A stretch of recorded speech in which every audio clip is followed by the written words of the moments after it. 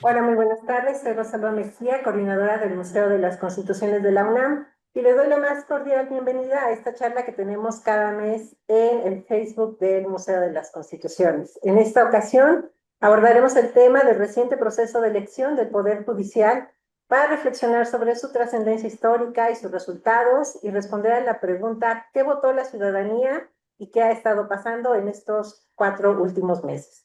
Para ello, tenemos el gusto, como siempre, de recibir a Javier Martín Reyes. Muchas gracias, Javier, por estar nuevamente en este espacio de la charla del Museo de las Constituciones. Y permítanme leer una semblanza de nuestro invitado para que conozcan más de su formación. El doctor Javier Martín Reyes es doctor en Derecho por el Instituto de Investigaciones Jurídicas de la UNAM, maestro por la Universidad de Columbia, Nueva York, y licenciado en Derecho por la UNAM, además de ser también licenciado en Ciencia Política y Relaciones Internacionales por el CIDE. Es autor del libro Reforma en materia de justicia cotidiana del 2018, coautor del libro La República Laica y sus libertades, la reforma en los artículos 24 y 40 constitucionales, publicado en 2015, y coordinador de Ni Tribunal ni Electoral del Instituto de Investigaciones Jurídicas de la UNAM y del CIDE, publicado en el 2021. Se ha desempeñado como profesor de Derecho Constitucional, Derechos Humanos, Argumentación Constitucional, Instituciones Electorales, Lógica, Análisis de Normas y Argumentación Jurídica. Sus líneas de investigación están relacionadas con el derecho constitucional, la interpretación y argumentación jurídicas, la enseñanza del derecho, la justicia electoral, la laicidad y los estudios jurídicos empíricos.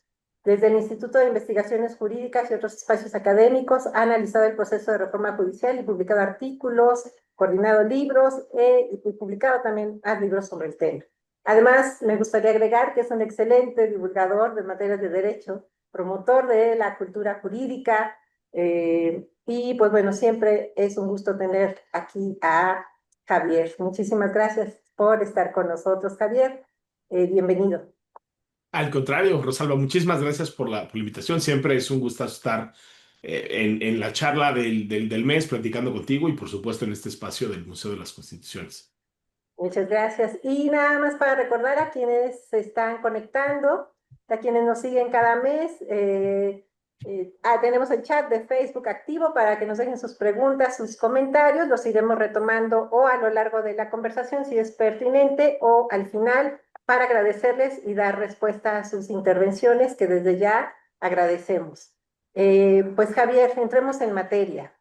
La charla del mes la hemos titulado Elecciones del Poder Judicial, ¿qué votó la ciudadanía?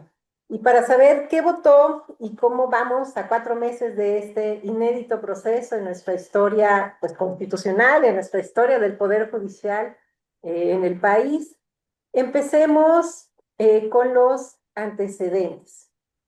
Esta reforma se concretó en uno de los primeros momentos y de las rubros que plantea ella misma, una primera jornada electoral, porque el plan de la reforma es reemplazar entre este año 25 y 2027, a lo largo de estos 3 años, a los actuales juzgadores, juzgadoras a nivel federal y local. Cuéntanos, por favor, cómo fue el proceso de postulación y de integración de las listas de candidatos y candidatas. Pues mira, yo lo que diría creo que partiría de lo primero que tú dices y dices muy bien. Este fue un proceso inédito, digamos, en la historia constitucional de México. Y también no es exagerado decir que fue un proceso inédito incluso a nivel mundial, ¿no? No hay ninguna otra democracia del mundo que tenga un sistema de elecciones eh, tan ambicioso y tan abarcador como el mexicano. Es cierto que hay algunos otros países que tienen elecciones judiciales, ¿no? Eso es verdad. Y hay algunos ejemplos que se citan con mucha frecuencia. En América Latina, obviamente, el caso de Bolivia, aunque en el caso de Bolivia, en realidad solo son lo que llamarían las altas cortes o los tribunales más importantes del país, que son 5 que tienen este sistema de voto popular. Otro caso que se suele citar es el de Estados Unidos, aunque Estados Unidos, que también es una federación como México, eso no sucede en la Judicatura Federal, eso solo sucede en los estados, prácticamente porque cada estado es libre de determinar el método. Hay una mayoría de estados que tienen elecciones judiciales, pero son elecciones judiciales muy distintas, ¿no? Donde hay a veces en un extremo competencia, incluso entre partidos políticos, ¿no? O sea, hay candidatos del Partido Demócrata, del Partido Republicano. Y luego en otros extremos hay unas elecciones donde son más bien como una suerte como de referéndum, donde hay una designación de una persona juzgadora y luego hay nada más hay, déjame ponerlo así, una suerte como de ratificación por parte de los votantes. En México configuramos un modelo distinto, ¿no? El primer gran dato que tenemos que tener es una reforma que prácticamente abarca a todos los cargos judiciales del país, tanto a nivel federal como a nivel local, ¿no? No hay ninguna democracia en el mundo que tenga esto. Creo que es justo decir que este fue un experimento pues muy radical y muy riesgoso al mismo tiempo y que desde el inicio se advertía que iba a tener enormes complejidades. Se tomó la decisión, Rosalba, de que en México no hubiera participación de partidos políticos, ¿no? Eh, y eso obviamente pues tiene sus ventajas y sus desventajas, ¿no? Hay una ventaja obvia, evidente, y es que si queremos que las personas lleguen a cargos que, deja ponerlo así, el buen juez o la buena jueza es como él o la buena árbitra en un partido de fútbol, ¿no? O sea, un buen árbitro es el que aplica con rigor y con imparcialidad el reglamento, que saca las tarjetas cuando hay una falta que así lo amerita, que marca los penales por igual, que no le da un trato preferencial a ninguno de los equipos de fútbol ni a jugadores en específico. Simplificando las cosas un poco, lo mismo pasa con el Poder Judicial. Entonces, creo que en un afán de tratar de que no hubiera una intervención, por lo menos legal, de los partidos políticos, se prohíbe a nivel constitucional la participación de los partidos políticos. Pero claro, entonces ahí la gran pregunta era, caray, pues si en cualquier democracia en el mundo, para que haya elecciones, se necesita, déjame ponerlo así, como esas organizaciones ciudadanas que son los partidos políticos, que cumplen muchas funciones, desde movilización legítima del voto. Los partidos políticos también son como una suerte de atajo, ¿no? Yo creo que muchas de las personas que estamos aquí conectadas, que nos escuchan, pues muchas veces cuando vamos a votar a las elecciones del Ejecutivo y del Legislativo, pues no necesariamente conocemos a detalle el currículum de todas las personas que están en la boleta. Piensen nada más en la elección de Cámara de Diputados, ¿no? Y diputadas. Pues es obvio que votamos por nuestra diputada, nuestro diputado de mayoría relativa, que son esos 300 pedazos, esos 300 distritos en los que se divide el país. Pero también cuando le damos vuelta a esa boleta, hay una lista de candidaturas de los famosos plurinominales por la que también estamos votando.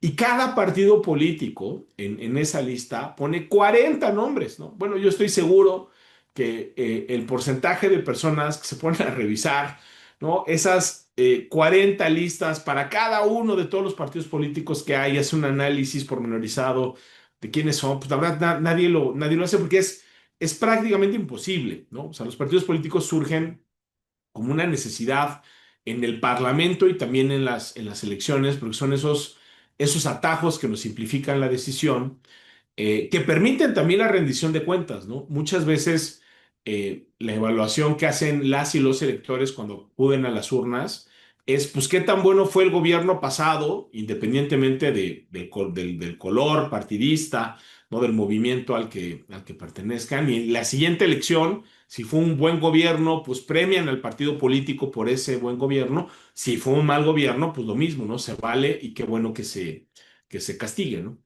Y aquí el gran reto era, ¿cómo le hacemos si no hay partidos políticos, ¿no? Y la decisión que se tomó fue una decisión muy singular, porque a final de cuentas la decisión de quién llegaba a la boleta pasaba ya no por la ciudadanía. O sea, nosotros pensemos que en las elecciones legislativas y ejecutivas hay dos maneras de que alguien aparezca en la boleta, ¿no? Para ser diputada, para ser senadora, para ser presidenta municipal, presidenta de la República, gobernador, el cargo que sea. Una de dos.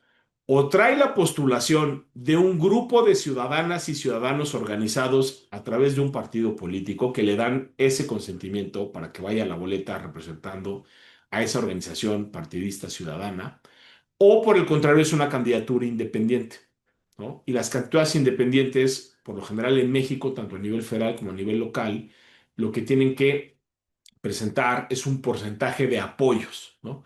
Por eso vemos en todas las elecciones que hay personas que quieren acceder a la boleta a través de candidaturas independientes y lo que hacen es eso, irse a las plazas públicas, casa por casa, a las universidades, a distintos espacios.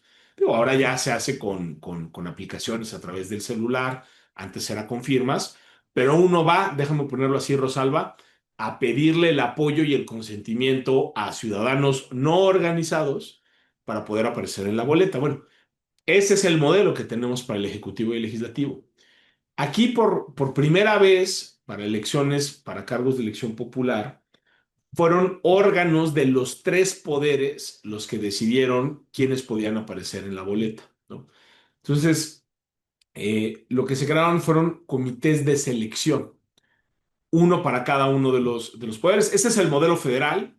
Creo que ahí vale la pena hacer un breve paréntesis nada más para quienes nos están escuchando que sepan que a nivel local las cosas fueron distintas, ¿no? O sea, digamos, esta reforma constitucional muy importante sí estableció el mandato a todas las entidades federativas, a los estados y a la Ciudad de México, para tener elecciones judiciales y para renovar también la totalidad de los cargos entre 2025 y 2027. Pero la verdad es que, como diríamos los abogados, el margen de configuración legislativa, es decir, el espacio que tenían las entidades federativas para innovar y para apartarse del modelo federal y para idear soluciones propias, es de hecho amplio, ¿no? Yo escribí con un colega en un libro que se llama La tormenta judicial.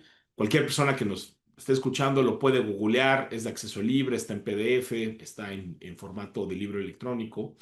Y escribimos un capítulo precisamente sobre las cosas que podían hacer los estados, ¿no? Y la Ciudad de México, por supuesto, también, para apartarse del modelo federal o diseñar sus propias soluciones. La verdad es que en los hechos, la mayoría de los estados lo que hizo fue casi hacer un copia y pega, una réplica, una calca del modelo federal. Entonces, esto que estamos platicando a nivel federal, en la mayoría de los estados se replicó. Bueno, ¿qué fue lo que sucedió? Que cada uno de los poderes, el ejecutivo, el legislativo y el judicial, hicieron un proceso de evaluación, emitieron convocatorias.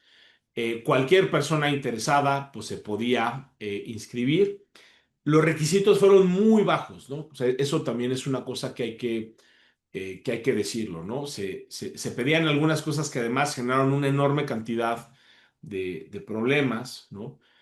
Había requisitos muy sencillos, ¿no? Presentar eh, unas cartas de recomendación que te podían dar incluso tus propios vecinos, ¿no? Para los cargos judiciales inferiores, para ser juez de distrito, incluso no se necesitaba experiencia profesional previa, ¿no?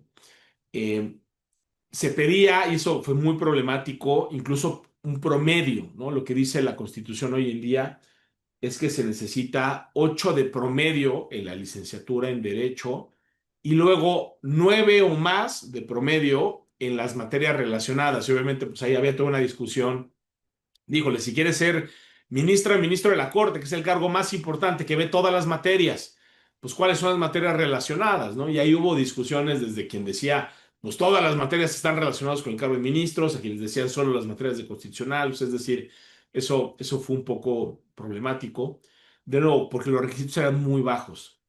Y algo que sucedió y que sí creo que fue desafortunado, Rosalba, es que eh, solo dos comités terminaron funcionando. O sea, en realidad, aunque quienes acudimos a las urnas, yo fui a votar, de hecho me tocó ser funcionario de casilla, participé porque creía que, bueno, pues este es un ejercicio importante y que esa vigilancia ciudadana también es relevante. Pero aunque vimos candidatos del Ejecutivo, del Legislativo y del Poder Judicial, en realidad esas candidaturas del Judicial no se definieron por parte de la Suprema Corte como se debía, porque el comité del judicial terminó entrampado ahí en una polémica entre impugnaciones, entre amparos, sentencias del Tribunal Electoral, y eso básicamente fue una tómbola como se decidió.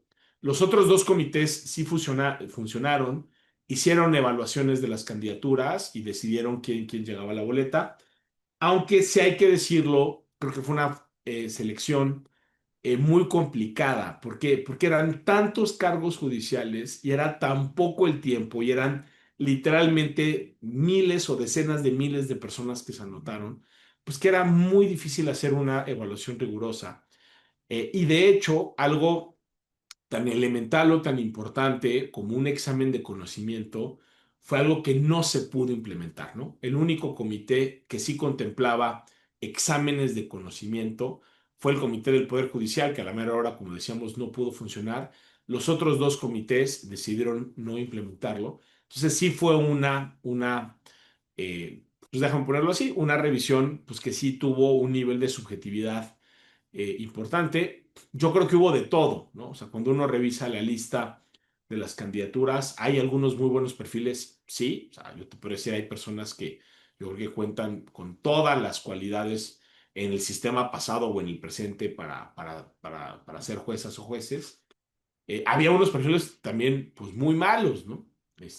Incluso para la Suprema Corte de Justicia de la Nación, decía, híjole, pues si ya sabemos que esta persona tiene estos antecedentes, así ha votado, tiene estos escándalos, estas relaciones, y aún así aparecieron en la boleta. Pero yo te diría, la mayoría, Rosalba, son una incógnita.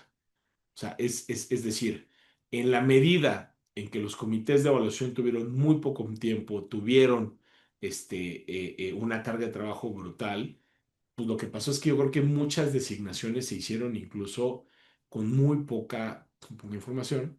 Y bueno, obviamente el problema es que algunas de estas personas terminaron siendo electas. Entonces yo te diría, creo que si hay una palabra que describe el momento que estamos viviendo en este momento de transición, es incertidumbre. Tenemos mucha incertidumbre, incluso en algo tan elemental, sobre cuál es el perfil y cuál es la calidad de las personas que eventualmente terminaron siendo electas, pero ese fue un poco el proceso de nominación, ¿no? De cómo llegaron los nombres que todas y todos pudimos ver en esas boletas electorales, ¿no? Gracias, Javier. Y es importante relacionar aquí la experiencia que ha tenido México a través de décadas, de cómo se han ido mejorando los procesos electorales cuando hablamos de elecciones para miembros del Poder Ejecutivo, del Poder Legislativo, porque se han creado candados, se han creado listas, ¿no? En las que puedan aparecer candidatos y desde un primer momento detectan si son deudores, o sea, muchos otros Sí, mecanismos de control, pero se han desarrollado a través de décadas.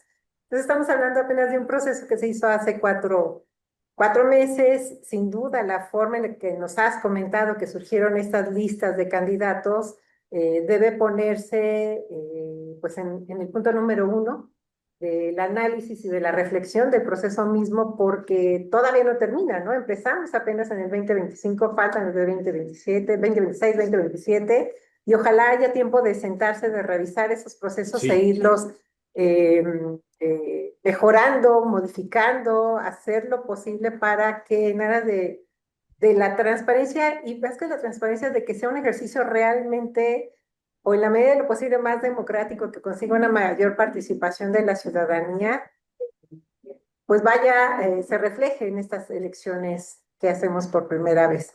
Y en ese sentido, Javier, ahora que nos hablas de las listas, que como dices fueron muy cuestionadas o poco conocidas también, También, sí, sí. como resultado de todo eso, coméntanos brevemente cómo fue el nivel de participación. Por supuesto que tenemos cifras, tenemos estadísticas y con vistas a los próximos procesos que continúan a nivel local, ¿qué podemos reflexionar sobre estas elecciones? Mira, yo coincido contigo. Creo que esta es una elección que nos deja muchas eh, pues lecciones, ¿no? Sobre lo que funcionó y no funcionó. Empiezo por lo que funcionó. A mí una cosa, y te digo, tuve esa experiencia como pues muy a nivel de tierra, pues sabemos que una de las grandes maravillas de México es que las elecciones, obviamente las organiza a nivel macro pues el INE a nivel federal y los institutos electorales locales, ¿no?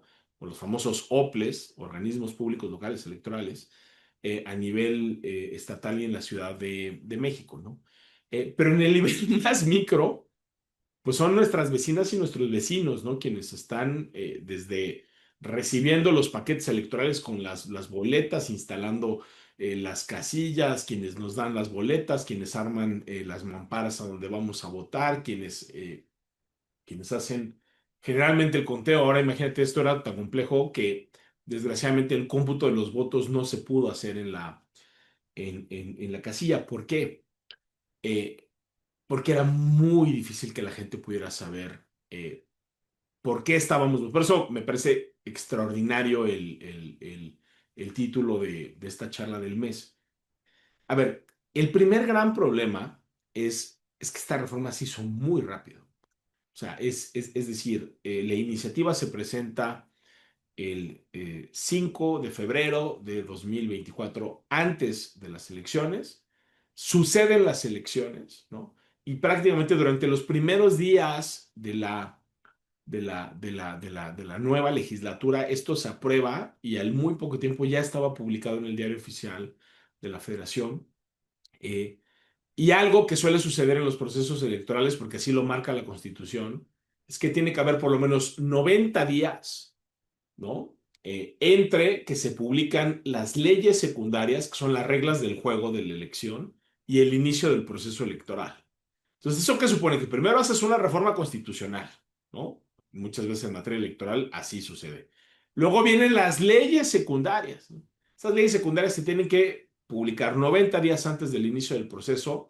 Esos 90 días no son un capricho, de hecho es un plazo muy bien pensado, porque es el tiempo que más o menos necesita la Suprema Corte para recibir las impugnaciones en contra de esas leyes secundarias, resolver esas llamadas acciones de inconstitucionalidad en materia electoral, y es lo que permite, déjame ponerlo así, iniciar el partido o el proceso electoral con claridad en las reglas. Bueno, acá nada de eso pasó, Rosalba.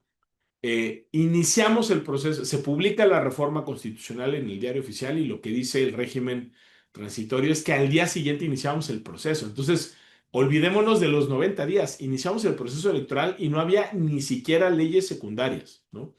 Entonces, claro, todo fue muy rápido, ¿no? Con muchas prisas, ¿no? Y habría que decirlo también, y es, pues que nunca antes habíamos votado por cargos judiciales, ¿no? Entonces, si hoy le preguntamos a una ciudadana y a un ciudadano, oye, ¿cuáles son las facultades que tiene un juez o una jueza de distrito en materia administrativa? ¿Y cuál es la diferencia con la materia civil? ¿Y por qué hay algunos juzgados que son de materia mixta? ¿Y por qué hay unos tribunales especializados en telecomunicaciones y competencia económica? ¿Y qué hace un juez laboral? ¿Y qué hace una jueza de control en materia? Hombre, solamente la respuesta es que no lo sabemos, y no lo sabemos porque nunca hemos votado por esos cargos judiciales. O sea, tú imagínate la labor pedagógica que está detrás de tratar de explicarle a la ciudadanía cuál es la diferencia entre un diputado federal y un diputado local, una diputada federal y una senadora, cómo se integran, ¿no? Porque también cada estado decide, ¿no? Cómo se integran los ayuntamientos, cuáles son las facultades que tienen las y los gobernadores. Es decir, todo eso que nos ha costado muchísimo tiempo explicar, ¿no? A través de años y años, en los que hemos ido a las urnas, quienes ya tenemos más edad, o los jóvenes que van por primera vez, pero bueno, ahí hay todo, déjame poner así, un aprendizaje institucional sobre qué hacen los cargos judiciales. Eh, Acá lo que pasó, te pongo el caso de la Ciudad de México, ¿no? Yo recuerdo la cara de mis vecinas y mis vecinos cuando les entregábamos 9 boletas, ¿no? ¿Por qué? Porque a nivel federal votamos por Suprema Corte de Justicia, por Tribunal de Disciplina Judicial, por Sala Superior del Tribunal Electoral, por salas regionales del Tribunal Electoral, por magistradas y magistrados de circuito y por juezas y jueces de distrito, 6 boletas federales. Y luego de las locales, Tribunal Superior de Justicia, Tribunal de Disciplina y juezas y jueces de primera instancia. Bueno, pues nada más el entender, además el sistema judicial mexicano, entre que es federal y tenemos jueces federales y locales. Tenemos tribunales especializados, como esto que te decía, ¿no? Pues el Tribunal Electoral que tiene sala superior y tiene salas regionales. Y luego hay unos tribunales electorales locales, pero por eso no votamos, ¿no? Es una de las cosas raras que tiene nuestro sistema. Y luego creamos esta nueva figura, ¿no? De el Tribunal de Disciplina, que es el que sanciona a las juezas y a los jueces que cometen actos ilícitos o faltas administrativas. Y también hay uno federal, pero también hay uno local. Y luego a nivel federal tenemos 3 niveles y a nivel local nada más tenemos dos. Bueno, todo eso y luego la división por materias, bueno, era nada más de entender qué hacían los cargos, pues una misión casi imposible. Y por si fuera poco, eh, el número de candidaturas para cada cargo judicial era muy grande. Pongo un ejemplo, en la boleta de ministras y ministros de la Corte, estamos hablando de pues 43, 44 candidaturas, ¿no? Entonces, eso que no podemos hacer en las elecciones legislativas y ejecutivas, que es analizar con microscopio un menor número de cargos, que sí, o sea, todas y todos, pues más o menos tenemos una intuición como ciudadanas comunes y corrientes de qué hace la presidencia de la República, ¿no? Digo, hay quienes nos dedicamos a esto y por supuesto que le entramos al detalle, pero si pensamos en el ciudadano o la ciudadana, pues, bueno, alguna noción tiene de qué hace el Poder Ejecutivo y el Legislativo, ¿no? Claro, acá era muy difícil eso y pues claro, ponerte a revisar esa cantidad de perfiles era imposible. Nada más, si le hubiéramos dedicado 10 minutos a cada uno de los nombres que estaban nada más en esa boleta, pues lo hubiéramos tenido que meter pues casi casi un día completo, una jornada laboral. Bueno, qué persona común y corriente en México puede decir, oye, hoy voy a apartar un día completo y no voy a trabajar, no voy a ir a la escuela, no voy a cuidar ni a mis hijas ni a mis hijos, no voy a atender a los adultos mayores que dependen de mí, no voy a preparar comida, no voy a ir a pagar nada, no voy a contestar el celular, porque voy a estar 8 horas ininterrumpidas leyendo los currículums o viendo los videos de estos candidatos. Pues muy difícil. Y eso nada más era de la boleta de la, de la corte, ¿no? Luego había que revisar las otras 8 boletas y la cosa luego era todavía hasta más compleja, ¿no? O sea, entonces, claro, con esa complejidad, con esas prisas, con esa cantidad de candidaturas, pues sí, no es sorprendente que la participación haya sido pues muy baja, ¿no? Eh, una elección presidencial, obviamente, a veces se participa más, a veces se participa menos, pero en promedio andamos como por el 60% de participación, ¿no? O sea, es decir, ¿eso qué quiere decir? Que 6 de cada 10 personas que están en la lista nominal de electores acude a las urnas. Bueno, hombre, no es poca cosa, ¿no? O sea, con una lista nominal que ya anda entre los 90, 100 millones de personas, que 60 millones de personas vayan a las urnas, hombre, es algo importantísimo. Bueno, en una elección intermedia, ¿no? Que es cuando solo elegimos a nivel federal a la totalidad de la Cámara de Diputados, que déjame ponerlo así, es la mitad de uno de los poderes federales, porque por el Senado no votamos, participa el 40%, es más bajo. Sí, pero no da cuenta, esos son 4 de cada 10 personas. Una lista como la que tenemos, estamos hablando de 40 millones de personas. Bueno, en esta elección judicial, donde estamos eligiendo a toda la Suprema Corte de Justicia, que es el tribunal más importante del país, a un nuevo tribunal importantísimo, que es el Tribunal de Disciplina Judicial, y a todos esos cargos que acabamos de platicar, tanto a nivel federal como a nivel local, la participación anduvo por el 13%, ¿no? ¿Eso qué quiere decir? Que apenas poco más de 1 de cada 10 personas decidió acudir a las urnas, ¿no? ¿Es un dato sorprendente?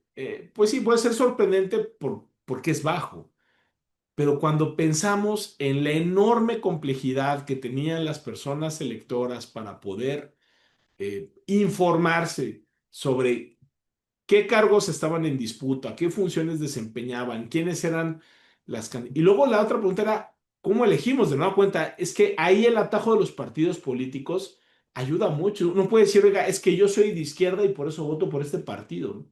Oiga, no, es que yo me considero más bien de derecha, entonces voto por este, o yo tengo una agenda progresista y me gusta esto, o a mí me gusta este tipo de causas, ¿no? Ah, bueno, pues esos partidos nos permiten facilitar la toma de decisión. Aquí no había esa información, lo único que teníamos éramos nombres, ¿no? O sea, incluso el mero hecho de memorizarte el nombre de las personas por las que ibas a votar, pues era una cosa imposible de pedirle a la ciudadanía. No porque sea en México y el mundo un sistema así, muy difícilmente va a ser un sistema donde la gente pueda acudir de manera informada, ¿no? Entonces, pues sí, o sea, por eso yo coincido contigo, creo que esta es una elección que nos deja grandes elecciones. Yo sí creo y de verdad confío en que haya modificaciones de cara a las elecciones de 2027, porque tú ya lo decías muy bien. En realidad lo que hizo la reforma a nivel federal fue señalar que algunos órganos sí se iban a elegir en su totalidad, Suprema Corte y Tribunal de Disciplina Judicial, pero en realidad el resto de los cargos que son los más numerosos, que son las magistraturas de circuito, que son las que están en esa pirámide judicial, la Corte está en la cima. Luego vienen los tribunales colegiados de circuito que tienen magistradas y magistrados. Y luego en la base de la pirámide están los juzgados de distrito que tienen juezas y jueces de distrito. Bueno, el grueso de la pirámide, que es el nivel intermedio y la base, fue una lógica de mitad y mitad. Por sorteo, la mitad de los cargos se disputaron ahorita en 2025, la otra mitad se va a disputar en 2027, ¿no? Y yo sí mucho me temo, Rosalba, que si no hay cambios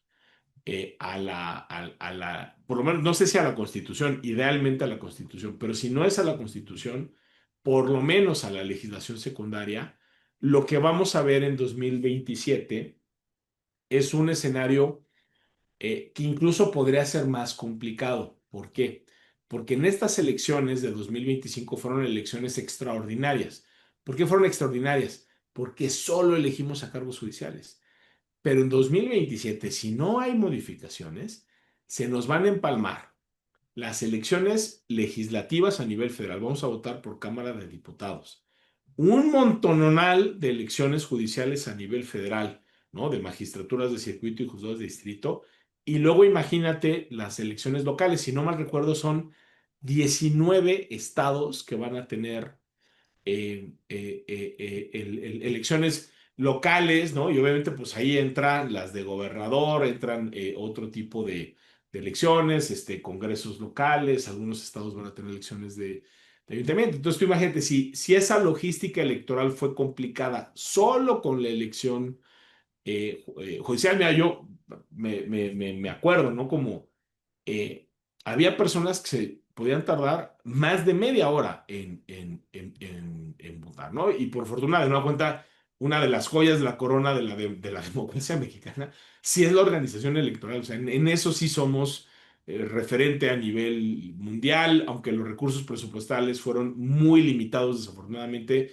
La verdad es que, por lo menos en la Ciudad de México, tanto el INE como el Instituto Electoral de la Ciudad de México hicieron un esfuerzo enorme, había mamparas donde la gente se podía sentar, y pues claro, estar media hora seleccionando nombres, o sea, pensemos en adultos mayores, personas que están en alguna situación de discapacidad, además, hombre, pues claro que necesitaban ese tipo de acomodos, pero juntar las elecciones intermedias, legislativas y ejecutivas, en el caso de algunos estados, con esas elecciones judiciales, yo creo que va a ser muy difícil. Yo no sé si vamos a tener que separar en el calendario y tener las judiciales primero y luego las otras, o viceversa, pero si no hacemos modificaciones, ahí sí yo te diría, Rosalba, creo que sí hay un riesgo de que se nos compliquen muchísimo estas elecciones de 2027 y luego las de 2030, ni digamos, ¿no? Porque en 2030 de nuevo, vamos a tener otra vez elecciones judiciales, federales, locales, y vamos a tener otra vez, como tiene que ser siempre,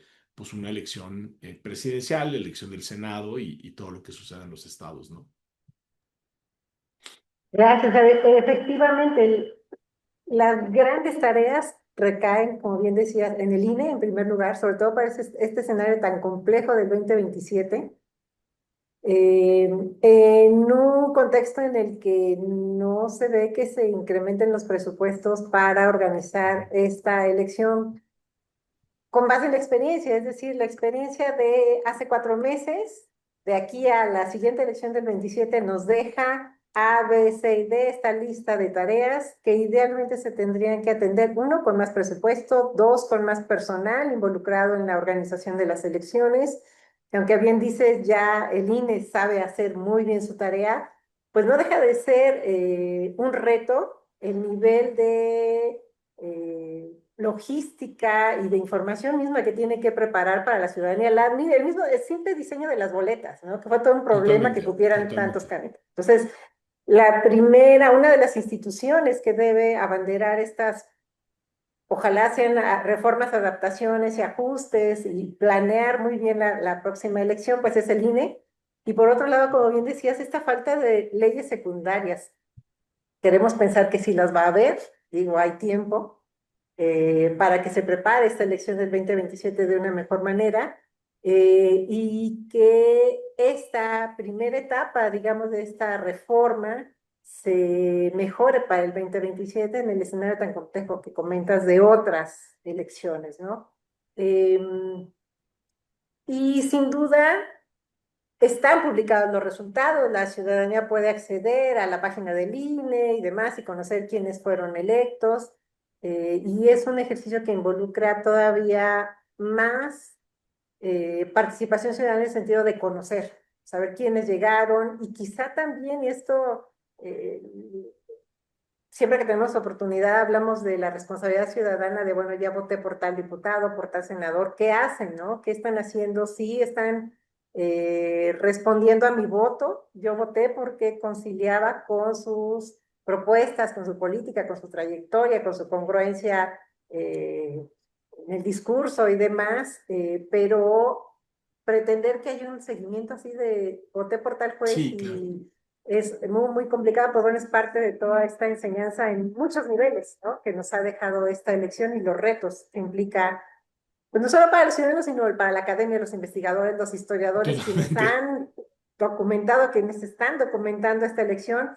Y como bien dices, el trabajo electoral de México hecho a lo largo de tantas décadas tiene un reconocimiento mundial innegable y también hubo participación de observadores electorales internacionales, también lo que ellos comenten, lo que recojan de esto, los estudios comparativos con otros países que comentabas al principio de la charla, en donde se hacen elecciones judiciales, pues todo eso nos debe permitir tener información para ir avanzando, ¿no? Y mejorar en estos procesos. Eh, pero vayamos aterrizando un poquito, sin duda es inabarcable este tema, incluso a estos 4 meses de la elección, y centrémonos en lo que comentabas, la institución responsable del Poder Judicial en nuestro país, la Suprema Corte. ¿Cómo fueron los resultados? ¿Cómo quedó integrada? Y, o si nos da tiempo también hablar de esta institución que comentabas, el nuevo Tribunal de Disciplina Judicial. Y para abordar el tema de la Corte, sin duda vas a hablar de la reducción de salas. Me gustaría que nos explicaras a detalle en qué consistió, para que entendamos cómo estaba conformada la Corte, cómo queda ahora y qué implica. Sí, mira, yo, a ver, simplificando mucho, o sea, hay muchísimos cambios que tiene la reforma y que le pegan a la Corte. A ver, yo diría, hay dos cambios estructurales, o tres, que yo creo que vale la pena mencionar. La primera es que la Corte reduce su tamaño, ¿no? Antes teníamos 11 integrantes de la Corte, ahora tenemos 9. Pero posiblemente esto segundo que tú mencionas es crucial y ayuda a entender mucho lo que hemos estado viendo las últimas semanas. Antes la Corte funcionaba de dos maneras. en el pleno, que era donde estaban los 11 integrantes, y donde solo se resolvían algunos asuntos, déjame ponerlo así, Rosalba, muy específicos y generalmente como muy importantes, ¿no? Las llamadas acciones de inconstitucionalidad, que son un medio que sirve para ver si una ley es o no es constitucional, pero déjame ponerlo así, y las controversias constitucionales, que son conflictos entre diferentes tipos de poderes, ¿no? Si de repente un municipio dice, oigan, es que ahí la legislatura estatal se está metiendo a una cancha que no le corresponde, pues puede presentar su controversia constitucional, ¿no? Si el Congreso Federal, una de las cámaras, dice, el presidente o la presidenta de la República emitió un reglamento, un acuerdo que invade, ¿no?, esa competencia, la cancha del legislativo, pues puede presentar su controversia constitucional, ¿no? Eh, yo tenía un profesor de Derecho Constitucional que decía que las acciones de inconstitucionalidad y las controversias era, por utilizar una metáfora, como jugar en el Estadio Azteca o jugar en la Champions League, ¿no? Muy poquitas personas, ¿no? En algunos casos muy selectos, podían acceder a ese tipo de procedimientos, ¿no? Minorías parlamentarias, autoridades, órganos con autonomía constitucional, partidos políticos para cuestiones electorales. Pero hay otra cancha, que es la cancha donde sí podemos jugar todas y todas las personas, que es la cancha del juicio de amparo. Por eso el juicio de amparo es importantísimo, porque ese sí es un mecanismo que todas y todos tenemos disponible para que cuando hay un acto de una autoridad que está cometiendo una arbitrariedad, que está violando alguno de nuestros derechos o garantías, podemos presentar un amparo. Y luego hay algunos amparos que llegan a la Suprema Corte de Justicia de la Nación, que de hecho son la mayoría de los asuntos que resuelve la Corte, lo cual es algo buenísimo, porque lo que nos quiere decir es que la Corte no solo está resolviendo estos asuntos importantísimos en acciones y controversias, sino que también toma decisiones que se originan, déjame ponerlo así, en conflictos de personas de carne y hueso, ¿no? El juicio de amparo sirve, eso es le decimos los abogados, una vía de control concreto de constitucionalidad, y por concreto, ¿qué es lo que queremos decir? Que hay un acto, hay una norma, hay una ley, hay una decisión del gobierno que está afectando nuestra esfera jurídica y nuestros derechos. Y algunos de esos asuntos llegan a la Corte. Bueno, la Corte tenía, además del Pleno, dos órganos que eran las salas de la Corte, que eran como una suerte de subdivisiones con 5 integrantes cada uno, ¿vale? Las salas resolvían el 90% de la carga de trabajo del tribunal, de la corte, eran los dos grandes motores, eran órganos que funcionaban con una velocidad que es imposible de ver en el pleno. ¿Por qué? Porque el método de discusión en el pleno es más pausado. Para quienes nos gustan estos asuntos, es maravilloso poder estar viendo en tiempo real y en la televisión o en YouTube la discusión de los asuntos, porque uno escucha los argumentos de un ministro o de una ministra y las réplicas y luego van generando consenso. Eso es interesantísimo, pero es muy lento. Bueno, la reforma, ese sería el segundo cambio estructural, eh, elimina las salas. Y hoy lo que podemos ver, si nos metemos a la página de YouTube de la Corte, son solo sesiones del Pleno porque solo hay Pleno. Entonces, ese es un primer gran problema que todavía esta nueva Corte no ha podido resolver, que es cómo le va a hacer con una carga de trabajo heredada, que si no mal recuerdo son algo así como 1,400 asuntos, que es muchísimo, y los nuevos asuntos que vayan llegando a la Corte, ¿cómo los va a poder procesar? Pues es genuinamente una pregunta abierta, ¿no? Y yo te diría, y el tercer cambio es que ahora la presidencia de la Corte, antes, ¿qué pasaba? Que para decidir quién presidía la Corte, esos 11 ministras y ministros decidían entre ellos quién iba a ser el presidente o la presidenta por un periodo de 4 años. Ahora, con este método de elección judicial, lo que se dijo es que las personas más votadas van a presidir la Corte de manera rotativa por 2 años. Entonces, hoy, ¿quién es presidente? El ministro Hugo Aguilar. ¿Por qué es presidente él? Porque fue la persona más votada, ¿no? Hugo Aguilar, yo diría, es una persona con un perfil interesantísimo, ¿no? Es una persona indígena, lo cual es pues histórico, porque aunque Benito Juárez también fue presidente de la Corte, pues hay que pensar cuánto tiempo pasó desde la presidencia de la Corte de Juárez hasta ahora que tuvimos o tenemos un nuevo presidente indígena. Es un abogado que se ha dedicado desde hace muchísimos años precisamente a temas relacionados con derechos de pueblos y comunidades indígenas. Conoce muy bien el tema de las consultas previas, que es lo que se tiene que hacer, ¿no? Consultar a las comunidades que puedan ser afectadas por una ley, una decisión del gobierno. A mí me parece que es un abogado, digamos, inteligente, que entiende los debates, y fue la persona más votada de la Corte, ¿no? ¿Quiénes más llegaron a la Corte? Yo te diría tres ministras que repiten, ¿no? Ese es el caso de la ministra Lenia Batres Guadarrama, que fue la segunda más votada. ¿Eso qué quiere decir? Que Lenia Batres va a ser presidenta de la Corte en 2 años, ¿no? En el tercer lugar, ¿quién quedó? La ministra Yasmín Esquivel Moza, que bueno, ya sabemos que ella tiene una serie de polémicas no menores, el tema de la tesis de licenciatura y de doctorado.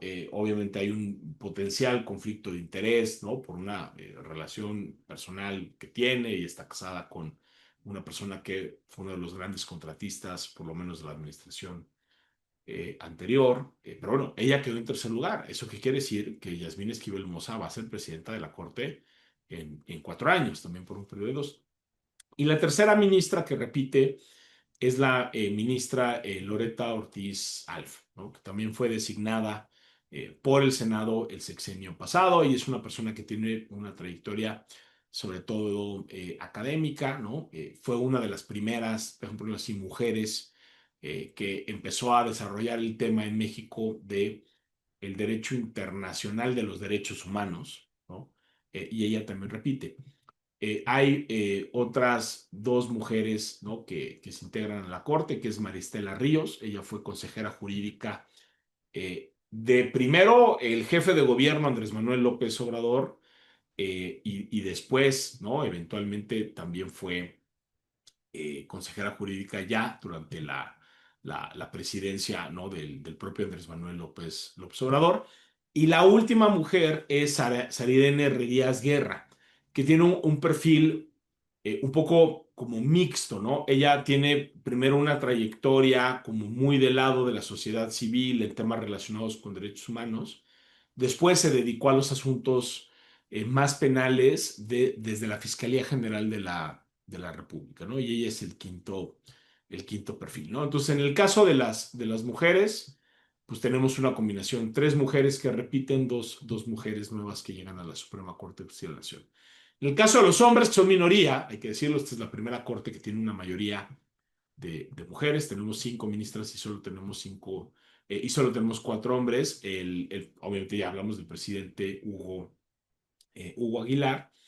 Y luego hay otros perfiles que yo diría son muy variados, ¿no? Está, por ejemplo, el ministro Giovanni Figueroa. Él es un académico dedicado a los temas de derecho constitucional. Me parece que es uno de los perfiles más técnicos y más interesantes que tiene esta nueva corte. Está el ministro Irving Espinosa. Él más bien tiene una trayectoria muy ligada a la hoy consejera jurídica de la presidencia, Ernestina Godoy, pero también me ha parecido que en las discusiones que ha habido en la Corte, pues es alguien que en algunos temas pues muestra conocimiento, aunque obviamente pues está en cuestionamiento también evidentemente de la cercanía por esa trayectoria. Y el último es el ministro Aristides Rodrigo Guerrero García, ¿no? Él es profesor de la UNAM en la Facultad de Derecho, ha sido profesor de asignatura durante mucho tiempo. Tiene una trayectoria, yo diría, quizá los cargos más relevantes que tuvo los ha tenido en materia de transparencia y acceso a la información. Él fue comisionado del Instituto de Transparencia Local del InfoDF. Es el ministro además más joven de esta integración, y yo creo que por lo menos de la historia reciente, aunque aquí en este espacio no voy a querer hacer muchas afirmaciones de historia porque no vaya a ser que diga algo impreciso. Digamos, y de manera particular hay que decirlo, él todavía no ha podido ir de manera presencial eh, a las instalaciones de la Corte. Él, poco antes de la toma de protesta, tuvo un accidente automovilístico un poco fuerte. Eh, por fortuna se está recuperando y aquí aprovecho también pues, para desearle una pronta recuperación. Y él ha estado, bueno, fue a tomar protesta, pero sí él ha optado, de hecho, cualquiera que se ponga a ver ahorita las sesiones de la Corte, va a poder ver que se está conectando de manera remota aún. Hombre, ya se ve en buenas condiciones. Él mismo ha anunciado que ya va a regresar como pronto, y yo lo que he visto de él es como un esfuerzo muy grande por tratar de comunicar en términos más sencillos algunos temas que son complejos. Ya lo hemos hablado en otros momentos, ¿no? Luego, las personas abogadas tenemos este espantoso vicio que es que no hablamos español, sino abogañol, ¿no? Y el abogañol es cuando las personas abogadas, no cuando utilizamos términos técnicos, porque es obvio que el derecho, como cualquier disciplina, tiene términos técnicos, ¿no? Pero luego las y los abogados sí tenemos ese vicio de tratar excesivamente, de hacer complicado lo que en realidad es sencillo, utilizar muchas palabras cuando podríamos utilizar pocas, o utilizar conceptos, ¿no? que son poco usuales en el lenguaje común y corriente y que tienen sinónimos perfectamente equivalentes, pero luego nos gusta como que ponerle mucho adorno o crema a los tacos. Y yo lo que he visto es que el ministro Guerrero ha hecho un esfuerzo por hacerlo. Esa es un poco la nueva corte, son los nueve perfiles que tenemos, ¿no? Gracias, Javier. Sin duda interesante por muchos motivos, los perfiles, los acentos que tú marcabas, y pues están empezando. Y empiezan con cientos o miles de casos de rezago, y para no olvidar lo local, que también ha estado impactado, ¿no? ¿Cuántos? Sí, Sí. Creo que a estas alturas del proceso, digamos, ya en la realidad, filas y filas aquí en los juzgados en la Ciudad de México, y lo sí, mismo en muchos otros, que está cobrando factura el mismo proceso electoral, las renuncias previas, quienes no sí, quisieron sí, seguir para ser candidatos. Traemos meses acumulados que se suman al retraso acumulado casi endémico, y espero no soy criticada por eso, de los juzgados derivados de los mismos procesos del sistema de justicia, ¿no? Entonces sí es un gran reto, eh, que sin duda, como bien dices, pues se están organizando para ver solo en la Suprema Corte cómo remonta todas estas tareas pendientes. sí. Y a ver, y lo apunto muy rápido, porque sé que se nos anda yendo el tiempo, pero sí, mira, una de las grandes paradojas es que la justicia más importante para las personas de a pie, ¿no? Cuando tienen un pleito con un vecino, cuando hay un problema con una herencia, con un divorcio, con la patria potestad de un menor, cuando hay un problema penal, cuando hay un pleito con una autoridad, con la administración, eh, pues el grueso de los asuntos se resuelve en los tribunales locales, ¿no? Las cifras varían dependiendo del año y de la metodología, pero eso es como entre el 70 y el 80%, ¿no? Y en México hemos hecho muchísimas reformas a nivel federal, muchísimas, ¿no? Que si la de derechos humanos, la del amparo, la del sistema penal acusatorio, todas ellas muy importantes, ¿no? Pero nunca hemos hecho del 94 a la fecha una gran reforma a los poderes judiciales locales. ¿Para qué? Para fortalecerlos. Porque esto es como el sistema de salud. Si vamos al sistema de salud, lo que vamos a ver es que está saturado, que hay muy pocos doctores, hay muy pocas enfermeras, no hay medicinas, no hay espacio, no hay camas, no hay dinero para mantenimiento. Bueno, lo mismo le pasa a los tribunales mexicanos. Bajo cualquier métrica, México tiene menos personas juzgadoras de las que debería, y los tribunales que menos recursos tienen son los locales. Entonces, claro, ¿qué fue lo que pasó? Pues que a un sistema que ya estaba saturado de por sí, ¿no? Hicimos algo que es el equivalente como decir, es que el sistema de salud no funciona. Y claro que no funciona bien en México el sistema de salud. Pero si nos hiciéramos la pregunta de qué vamos a ganar corriendo a todas las doctoras y a los doctores y diciendo, vamos a elegir a doctoras y doctores por voto popular, pues la verdad es que ninguno de los problemas ya existentes se van a resolver y hasta podríamos estar creando unos nuevos. Bueno, eso fue lo que pasó con la reforma judicial. claro que necesitábamos una reforma, no solo a los poderes, no solo a la Corte, no, sobre todo a los poderes judiciales locales, a las fiscalías, a las policías, y lo que teníamos que hacer era fortalecer los tribunales, darles más presupuesto, garantizar que la gente esté más capacitada, que los espacios sean suficientes, que podamos combatir la corrupción. O sea, es decir, hay una lista brutal de pendientes. La reforma, desafortunadamente, creo que no aborda ninguno de los problemas estructurales. Y pues claro, hoy ¿qué es lo que pasa? Pues que despedimos a todos, o sea, a los buenos y a los malos, a los corruptos y a los no corruptos, a los que tenían experiencia y a los que no tenían experiencia, ¿no?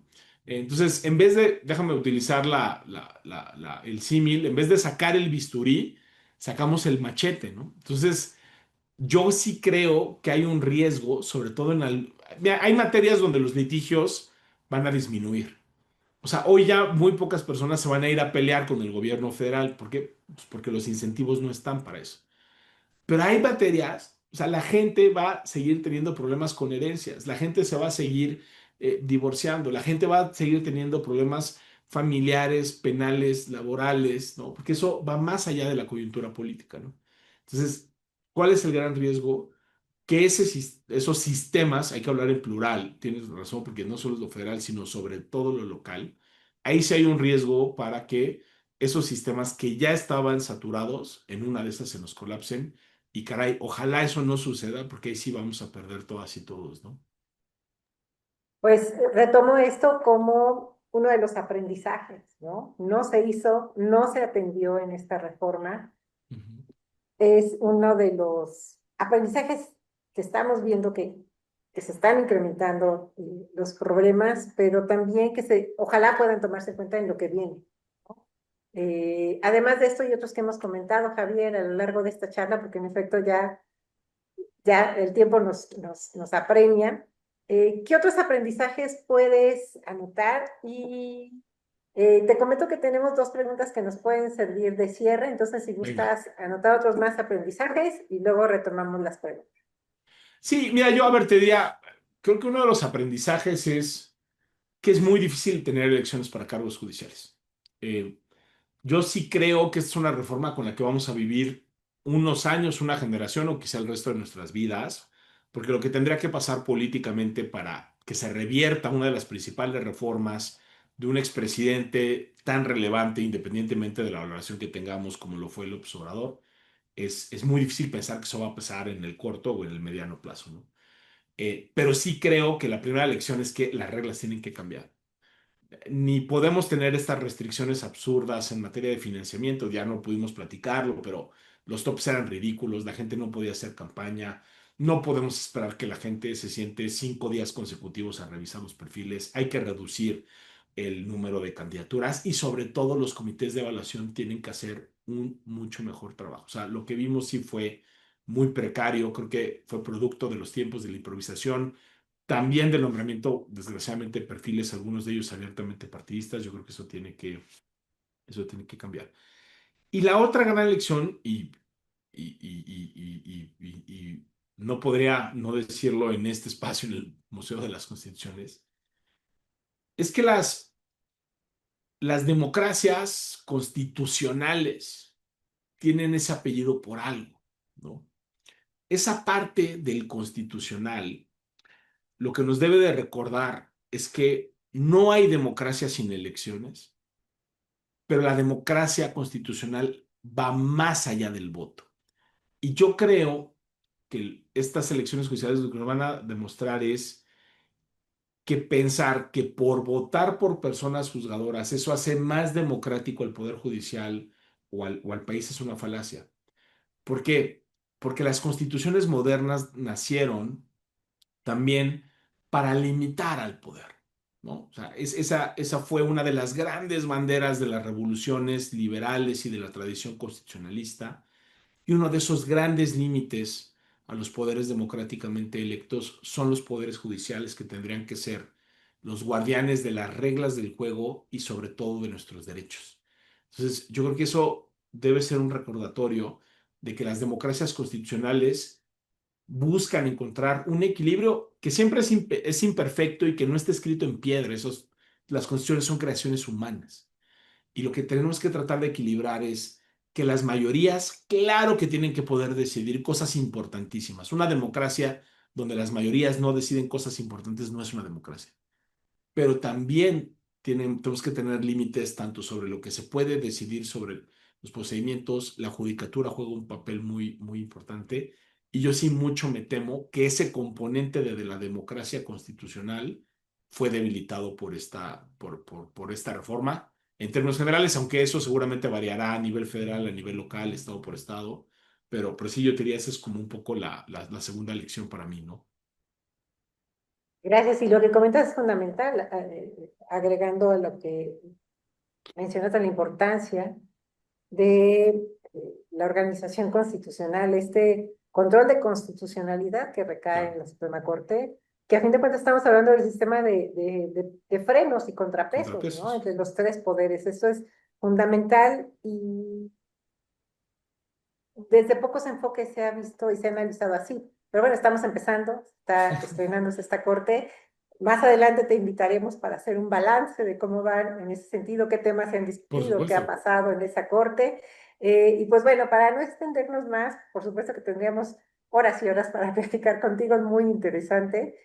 Tenemos, bueno, saludos, Tere Ordaz nos manda muchos saludos. Muchísimas gracias, Tere, por estar de nuevo en este espacio. Y dos preguntas de Iván Sandoval. La primera creo que ya es, retoma algo que comentaste en esta última participación.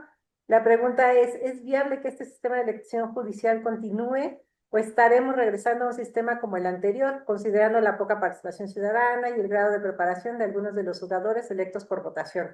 Lo comentabas. sí, a ver, yo creo que uno, no es viable seguir en los términos exactos en los que estamos, mucho menos con la elección del 27. Eso sería una fórmula para el desastre. Yo creo que incluso en las mayorías que hoy tienen la coalición dominante en el Congreso hay una conciencia de que la cosa tiene que cambiar. Pero yo lo que tampoco veo francamente imposible es regresar al modelo anterior. O sea, yo creo que las elecciones, nos gusten o no nos gusten, yo he sido muy crítica de una cuenta. A mí me parece que tendríamos que pensar en otras maneras de democratizar la justicia que no pase necesariamente por este tipo de elecciones, porque ya vimos sus complejidades. Pero sí creo que vamos a tener que aprender a vivir con elecciones judiciales, aunque pensemos que no es la mejor solución, ¿no? Entonces, mi respuesta sería ni es viable seguir así como estamos, pero tampoco creo que vamos a regresar al modelo anterior. Creo que vamos a terminar más bien en alguna cosa intermedia, ¿no? Gracias. Y también, Iván, que ya es una pregunta que podría ser todo un tema, el Tribunal de Disciplina Judicial. Sí, Su pregunta es, ¿este tribunal podría obligar a jueces, magistrados e incluso ministros a que dicten sentencias de determinada manera que convenga a los intereses de quienes los hayan propuesto bajo pena de ser removidos de sus puestos o de aplicarles alguna sanción? Pues no tenemos bolita mágica, pero a ver, ¿qué nos dice la pero yo creo que ese es evidencia? el riesgo, ¿no? O sea, es decir, o sea, a ver, no sabemos cómo va a funcionar, no sabemos cómo va a decidir, pero sí sabemos dos cosas. Y es que las malas sentencias se corrigen a golpes de impugnaciones. O sea, cuando una jueza de distrito dicta una sentencia equivocada, en México y en el mundo hay maneras de impugnar para corregir eso. Y eso tendría que ser el remedio ordinario, ¿no? Solo en casos muy extremos, cuando sea evidente o la negligencia o la corrupción o una actuación indebida, es que sí tendremos que pasar ya no a que al juez de distrito le modificamos la sentencia y le decimos lo que tú hiciste estuvo mal y ahí te va otra solución, sino que te sancionamos, incluso con una suspensión o con una remoción, que evidentemente sería lo más duro. ¿Cuál es el problema? Que este tribunal de disciplina, cuando uno ve las facultades que tiene a nivel constitucional y a nivel legal, tiene un mandato amplísimo. Puede conocer hasta de la posible comisión de delitos, ¿no? Y de ilícitos. Y cuando uno se va a la letra chiquita y ve en la ley cuáles son los supuestos en los cuales se podría sancionar a una persona juzgadora, pues hay unas vaguedades y unas ambigüedades muy grandes, ¿no? Entonces yo coincido con Rosalba, no tenemos la bola de cristal. Sí sabemos que son personas muy cercanas al... Hombre, podemos pensar lo que sea de Bernardo Batis, pero Bernardo Batis, claro que es una figura que ha militado política y partidistamente. Celia Maya lo mismo, ha sido candidata de diversos partidos políticos, Verónica de Gives, ¿no? Que también ya tiene una experiencia, déjame ponerlo así, que ha mostrado esa cercanía. Entonces, si hay un riesgo tanto por el tipo de perfiles que llegaron como por esas facultades que van a tener. Yo creo que ese es un tribunal importantísimo. Obviamente, como la disciplina judicial es una cosa así muy técnica, muy compleja, es menos atractiva que estar hablando de la Corte y el Tribunal Electoral, muchas veces se nos pasa esa parte. Es un tribunal importantísimo y concuerdo con Rosalba, aunque no hay bola mágica, sí es un tribunal que hay que seguir con mucho detenimiento. Agradezco mucho la forma en la que explica, siempre muy didáctico, es parte de la labor que nos ayudan los abogados que están sensibilizados con la necesidad de acercar estos conocimientos, esta pedagogía jurídica a las personas que nos sintonizan.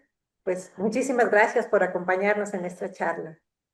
Al contrario, Rosalba, ya sabes que siempre es un gustazo estar aquí en la charla, platicando contigo y por supuesto pues en el Museo de las Constituciones de nuestra querida universidad.